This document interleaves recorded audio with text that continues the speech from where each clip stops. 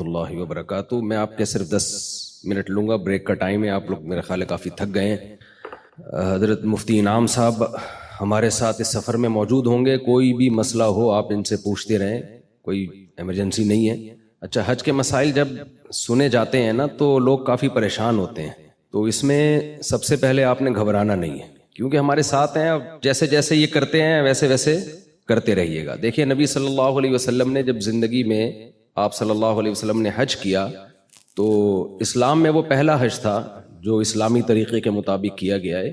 تو کیسے ہوا؟ کتنے آرام سے، جیسے جیسے نبی صلی اللہ علیہ وسلم نے کیا صحابہ نے بھی ویسے ہی کر لیا۔ تو اس لیے لوگ کچھ، میں چہروں پہ دیکھ رہا ہوں لوگ کچھ پریشان سے ہو رہے ہیں، کیا کرنا پڑے گا، پتہ نہیں کس مشکل میں پھنس جائیں گے ہم۔ تو مفتی انعام صاحب کے ماشاءاللہ 19واں حج ہوگا آپ کا، 19واں یا 20واں حج ہوگا، تو وہ بہت ایکسپرٹ ہیں۔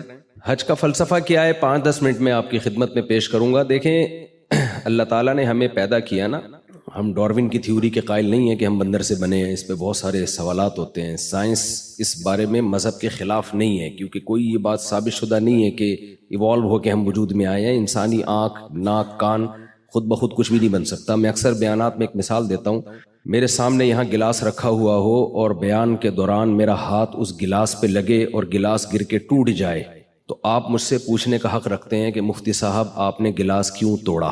کیا خیال ہے؟ یہ حق رکھتے ہیں نا؟ میں کہہ سکتا ہوں کہ میں نے توڑا نہیں ہے بھائی، بیان کے دوران غلطی سے ہاتھ لگا اور وہ گلاس ٹوٹ گیا۔ آپ میری بات مان لیں گے، ٹھیک ہے بھائی، ہو جاتا ہے بعض دفعہ بیان کے دوران خطیب کو جوش آتا ہے اور وہ گلاس توڑ دیتا ہے۔ لیکن اگر یہ گلاس ٹوٹا ہوا تھا، میں نے اٹھا کے جوڑ دیا، سمت بانڈ لگا کے، ایلفی لگا کے، آپ مجھ سے سوال پوچھیں کہ مفتی صاحب آپ نے گلاس کیوں جوڑا، اب میں یہ کہہ سکتا ہوں کہ اتفاق سے جڑ گیا ہے۔ میرے ساتھ اگر آپ لوگ شریک ہوں گے نا، بس زیادہ ٹائم نہیں لوں گا، میں 10 منٹ میں بات کمپلیٹ کروں گا۔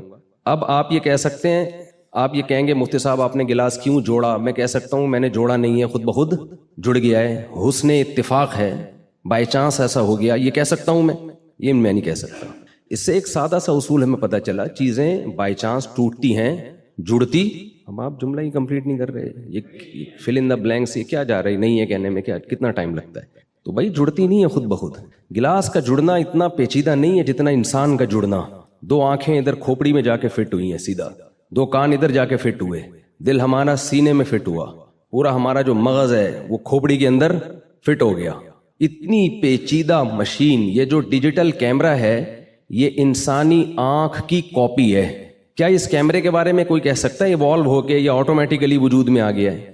تو جو اوریجنل ہے وہ کیسے وجود میں آ گئی ہے آٹومیٹیکلی؟ تو یہ بہت بڑی پھینکی ہے ڈاروین نے کہ ایسا ہو سکتا ہے، ہوا ہو۔ اس نے بھی کوئی فیکٹ کے طور پہ اس کو بیان نہیں کیا، حقیقت کے طور پہ بیان نہیں کیا ہے، بلکہ ایک بات کی ہے کہ شاید ایسا ہوا ہو۔ تو اس شاید کو ہم نے پیغمبروں کے مقابلے میں لا کے ایسا اس پہ یقین کر لیا ہے کہ 100% ایسا ہی ہوا ہوگا، تو یہ ممکن نہیں ہے۔ تو ہم خدا کے ماننے والوں میں حج وہی کرتا ہے جو خدا کے وجود پر یقین رکھتا ہے۔ جس کو خدا کے وجود کا یقین نہیں ہے تو وہ کیوں حج کرے گا بھائی؟ اس کے لیے تو اللہ ہی نہیں ہے، تو پھر اللہ کا گھر کیا اور منی کیا اور عرفات کیا، یہ سب باتیں اس کے لیے بے معنی ہو جاتی ہیں۔ اب خدا کو ماننے والے کی 2 قسمیں ہیں، ایک وہ ہیں جو مانتے ہیں، بس ایسے مانتے ہیں کہ ہے، کیا کریں، ہے تو کیا کریں بھائی۔ بہت سے ایسے لامذہب لوگ ہیں جو کہتے ہیں ہم گاڈ پہ بلیو رکھتے ہیں، اس کائنات کو کسی نے بنایا۔ آپ آرٹیفیشل انٹیلیجنس سے پوچھیں تو اس کا بھی یہی جواب ہے کہ کوئی گاڈ ہے، کوئی ہے جس نے اس کائنات کو بنایا اور اس نظام کو چلایا ہے۔ لیکن اللہ ایسے ماننے والوں کو مانتا نہیں ہے۔ یہ ایسا ہی ہے جیسے آپ کہیں یہ میرے والد صاحب ہیں، یہ میری والدہ ہیں۔ والد صاحب آپ کو کوئی کام کہتے ہیں، آپ کرتے نہیں ہیں۔ آپ آئی ڈی کارڈ میں اپنے نام کے ساتھ والد صاحب کا نام ڈالنے کے لیے تیار نہیں ہیں، لیکن آپ سے جب پوچھا جاتا ہے کہ آپ کے والد صاحب کون ہیں، آپ کہتے ہیں یہ جی یہ جمشید صاحب میرے والد صاحب ہیں۔ تو جمشید صاحب بولیں گے بیٹا ایسے تکلف کی ضرورت کیا ہے جب تم میری ایک بات مانتے نہیں ہو، آئی ڈی کارڈ میں اپنا نام میرے نام کے ساتھ ڈالنے کے لیے تیار نہیں ہو، تو یہ خام خواہ میں تکلف کہ یہ میرے والد صاحب ہیں، یہ میری والدہ ہیں، اس تکلف کی ضرورت نہیں ہے۔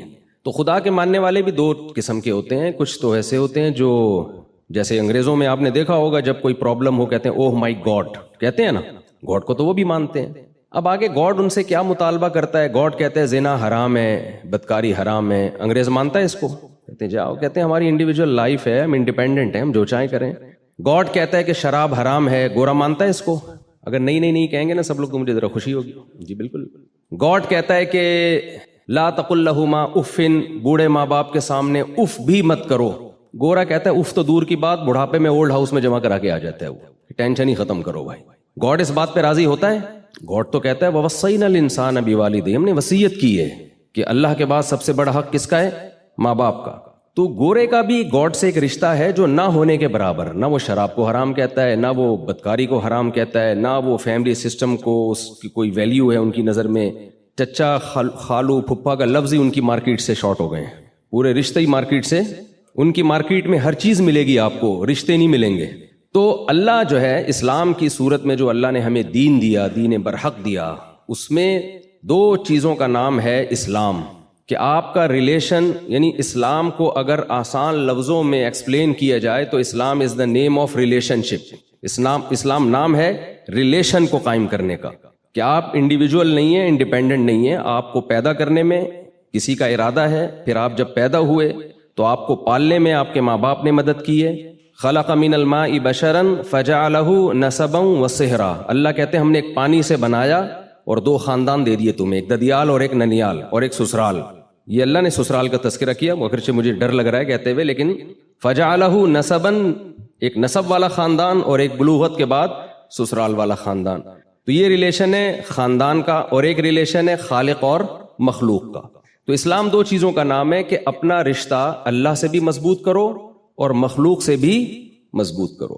مخلوق سے ریلیشن کیسے مضبوط ہوگا اس کی ڈیٹیل بیان کی ہے، ایسے گوروں کی طرح ہوائی باتیں نہیں کی ہے، ویمن رائٹس اور ہیومن رائٹس، خام خواہ کے فضول نعرے ہوائی جس کا کوئی نہ سر نہ پاؤں۔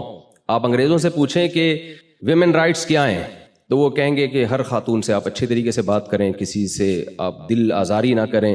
بھائی ہیومن رائٹس کیا ہیں؟ بھائی سب چوری نہ کریں اور کسی پہ ظلم نہ کریں۔ لیکن اگر آپ اسلام سے پوچھتے ہیں کہ خواتین کے حقوق کیا ہیں تو اسلام کہے گا کس خاتون کی بات کر رہے ہو؟ بھائی ماں کی بات کر رہے ہو تو اس کے الگ رائٹ ہیں، بیٹی کی بات کر رہے ہو تو اس کے الگ رائٹ ہیں، بہن کی بات کر رہے ہو تو اس کے الگ رائٹ ہیں۔ بیٹی کے رائٹ کیا ہیں؟ آپ اپنی وراثت سے اس کو محروم نہیں کر سکتے۔ انگریزوں میں یہ حق ہے، مغربی دنیا میں حق ہے کہ آپ بیٹی کو وراثت نہ دینا چاہیں تو آپ کا یہ رائٹ ہے۔ اسلام میں کیا ہے کہ بھائی آپ بیٹی کو وراثت سے محروم نہیں کر سکتے۔ تو رائٹ کس میں زیادہ ہوئے؟ اسلام میں زیادہ ہوئے نا۔ تو ایک ایک رائٹ کی ڈیٹیل بیان کی ہے، ماں کے حقوق، بیوی کے حقوق، بیٹی کے حقوق، بہن کے حقوق۔ اسی طرح اسلام میں خالق کے بھی کچھ حقوق ہیں، صرف اوہ مائی گاڈ کی حد تک آپ نے خدا کو یاد نہیں کرنا، اتنا کافی نہیں ہے۔ تو اللہ نے مخلوق کے خالق سے ریلیشن کے لیے ہمیں 5 ارکان دیے ہیں۔ سب سے پہلے تو کلمہ توحید ہے کہ اس کے ساتھ کسی کو آپ نے شریک نہیں کرنا۔ یہ باتیں چلتی ہیں، اصل تو آپ کے گائیڈ ہیں مفتی انعام صاحب، میں بھی ان سے سیکھتا ہوں الحمدللہ، اور مجھے پچھلے 2021 یا 22 میں نے حج کیا تھا تو مجھے بہت کچھ سیکھنے، ابھی بھی میں نے مسائل حضرت سے ہی سیکھ رہا ہوں، کیونکہ دیکھیں یہ حج ایسی چیز ہے جو کتابوں سے نہیں آتی۔ ملا علی قاری رحمۃ اللہ علیہ کا مشہور واقعہ ہے نا، انہوں نے حج پہ پوری کتاب لکھی، طواف کرنے گئے تو الٹا طواف شروع کر دیا انہوں نے، تو کسی نے کہا کہ ملا علی قاری کی کتاب پڑھ کے ہی آ جاتے ہیں۔ ان کو یہ نہیں پتا کہ یہ ملا علی قاری ہی ہیں جو کتاب لکھ کے بھی الٹا طواف شروع کر دیا انہوں نے۔ تو ایک اسلام میں دوسرا رکن ہے نماز، یہ اللہ کے اور مخلوق کے ریلیشن کو قائم کرنے کے لیے۔ اگر آپ نماز نہیں پڑھتے، آپ صبح شام کہیں میں خدا کو مانتا ہوں، اللہ کہتا ہے ایسے ماننے پر گورنمنٹ کی طرف سے کوئی پابندی نہیں ہے، آپ کا کچھ جاتا بھی نہیں ہے، تو ایسے مانتے رہیں آپ۔ اسی طرح زکوٰۃ ہے، اسی طرح روزہ ہے، اسی طرح حج ہے۔ اب ہم جو عبادتیں دیکھتے ہیں، اللہ نے ہمیں جو عبادات دی ہیں وہ 2 طرح کی عبادتیں ہیں۔ کچھ عبادتیں ایسی ہیں جن کی لاجک بہت آسانی سے سمجھ میں آ جاتی ہے، جیسے زکوٰۃ ہے، بہت آسانی سے سمجھ میں آتا ہے کہ زکوٰۃ کا مقصد کیا ہے، غریبوں کی مدد کرنا۔ یہ ہر مذہب میں ہے، ہر قوم میں ہے کہ آپ ضرورت مند لوگوں کی مدد کریں گے، لوگ تعریف کرتے ہیں، یہ ایک لاجک ہے، اس کی ایک سمجھ میں آتا ہے یہ کام۔ نماز سمجھ میں آتی ہے، آپ وضو کرتے ہیں، صاف ستھرے ہو کے مسجد جاتے ہیں، اللہ کے سامنے جھکتے ہیں، اس کی تعریفیں کرتے ہیں، سبحان ربی الاعلیٰ، سبحان ربی العظیم، ایاک نعبد و ایاک نستعین۔ لیکن اللہ تعالیٰ کچھ عبادات ہمیں ایسی دیتے ہیں جن کی سرسری غور جب آپ کرتے ہیں تو اس کی کوئی لاجک سمجھ میں آتی نہیں ہے کہ یہ کیوں ہے۔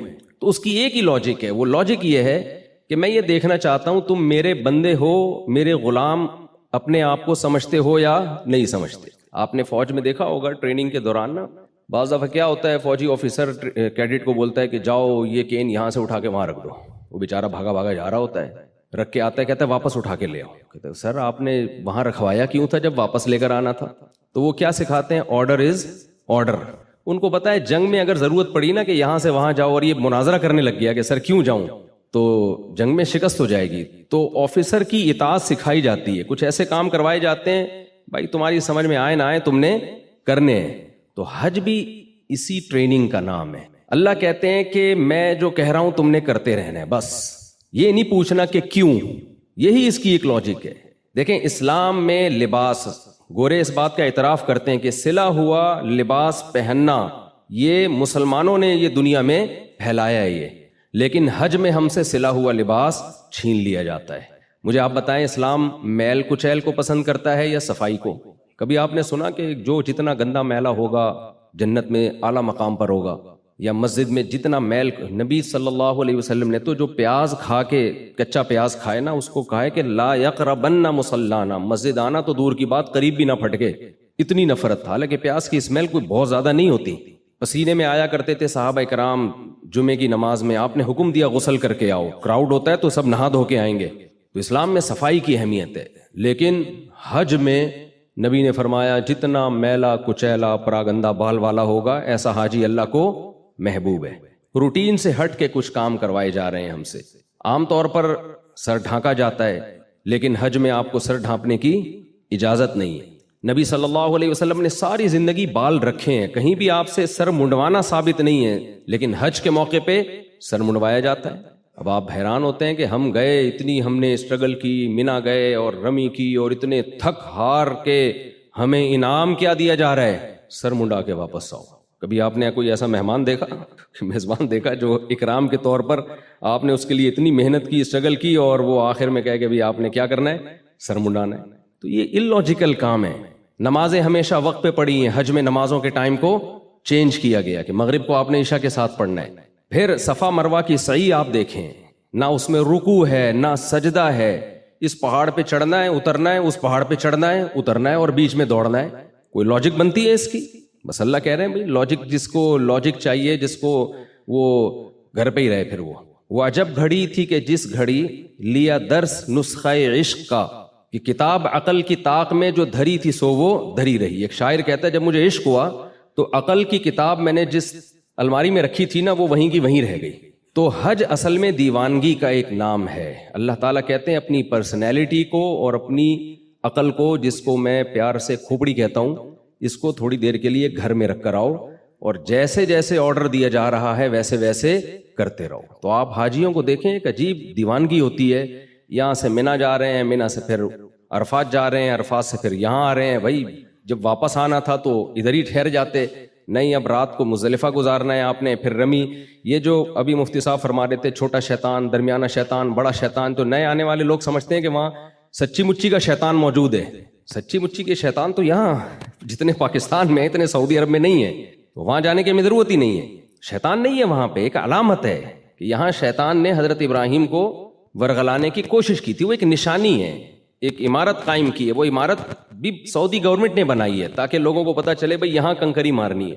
نہ وہاں شیطان ہے, نہ وہاں کسی کو کنکری لگ رہی ہے. ٹھیک ہے, شیطان اس سے ناراض تو ہوتا ہے کہ ابراہیم علیہ السلام کی سنت کو زندہ کیا جا رہا ہے, لیکن آپ نے وہاں 7 کنکریاں مارنی ہیں.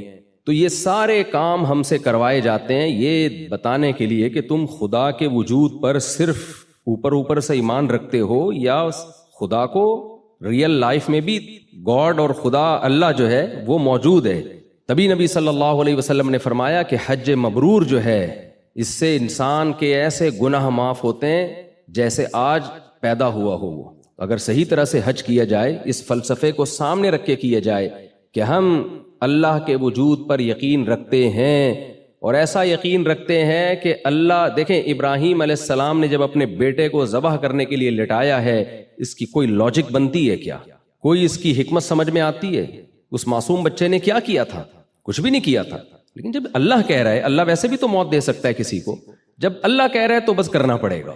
تو یہی قربانی کا بھی فلسفہ ہے, یہی حج کا بھی فلسفہ ہے. تو حج میں بھی آپ کو, کیونکہ بہت سے لوگ جاتے ہیں, پچھلے سال 2-3 سال پہلے میں گیا تھا تو کچھ لوگ مولانا لوگوں سے لوگ سوال پوچھتے ہوئے بھی ڈر رہے ہوتے ہیں کہ ایسا نہ ہو کہ کوئی فتویٰ نہ لگا دیں ہمارے اوپر. دل میں کچھ خیالات ہوتے ہیں. ایک صاحب آئے کہنے لگے مفتی صاحب یہ سمجھ میں نہیں آ رہا, ہم کبھی وہاں جا رہے ہیں, کبھی ہم یہاں جا رہے ہیں, کبھی ہم ایسے کر رہے ہیں, کبھی بیت اللہ کے چکر لگا رہے ہیں. میں نے کہا اگر سمجھ میں آ رہا ہوتا تو پھر یہ اتنی مزیدار عبادت تھوڑی ہوتی جتنی مزیدار عبادت ہے حج. حج مزے کی عبادت جب ہی بنتی ہے جب سمجھ میں نہ آ رہا ہو اور ہم کیوں کر رہے ہوں, صرف اللہ کے کہنے پر. تو یہی سمجھ میں آ رہا ہے ہمارے کہ اللہ ہمارا رب ہے, اس نے ہمیں پیدا کیا, تو جاؤ میرے گھر کا طواف کر کے آؤ, سعی کر کے آؤ. تو ہم جاتے ہیں, کر کے آ جاتے ہیں. تو جو اللہ پہ ایمان رکھتے ہیں وہ یہ کام خوشی خوشی کر لیتے ہیں, جو ایمان نہیں رکھتے وہ ساری زندگی سوچنے میں گزار دیتے ہیں. اللہ تعالی ہمیں حج کی برکتیں نصیب فرمائے. یونیورسل بردر والوں کے ساتھ میں نے پہلے بھی حج کیا تھا, اس سال بھی ارادہ ہے. بہت اچھی سروسز دیتے ہیں, لیکن دیکھیں 100% دنیا میں کوئی بھی ٹھیک نہیں ہوتا, تھوڑی بہت اونچ نیچ ہو جاتی ہے. اچھا یہ ٹریول ایجنسیاں ہوتی بڑی ہوشیار ہیں. یہ آپ کو شروع میں مکہ مدینہ کے فضائل بتائیں گے, یہاں چپ رہنا ہے, شور نہیں مچانا, بالکل ایک لفظ نہیں بولنا.